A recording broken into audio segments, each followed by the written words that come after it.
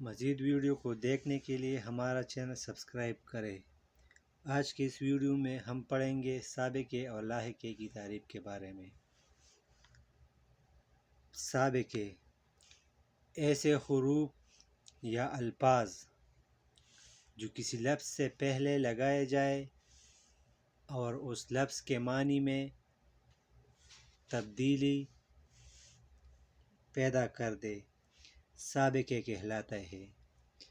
پھر سے سنیں، ایسے حروف یا الفاظ جو کسی لفظ سے پہلے لگائے جائے اور اس لفظ کے معنی میں تبدیلی پیدا کر دے، سابقے کہلاتے ہیں۔ مثلاً قسمت ایک لفظ ہے، اس سے پہلے ہم نے ایک لفظ لگایا خوش، تو پورا لفظ بن گیا خوش قسمت، اس کے معنی بدل گئی۔ اس طرح کم عقل، نالائق۔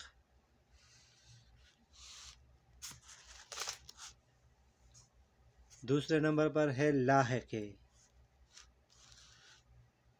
ایسے حروف یا الفاظ جو کسی لفظ کے بعد لگائے جائے اور وہ الفاظ اس لفظ کے معنی میں تبدیلی پیدا کر دے۔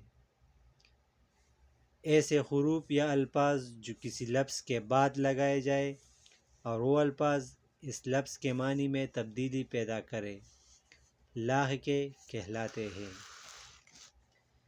جیسے دکان، اس کے پیچھے ہم نے ایک لفظ لگایا دار، دکاندار، اس کے معنی میں تبدیلی آ گئی۔ اسی طرح دوسرا لفظ ہے دولت، اس کے پیچھے بھی ہم نے ایک لفظ لگایا مند، دولت مند، مالدار، صحت مند، حاجت مند۔ اس طرح کے بہت سے الفاظ ہیں لاحقے کی۔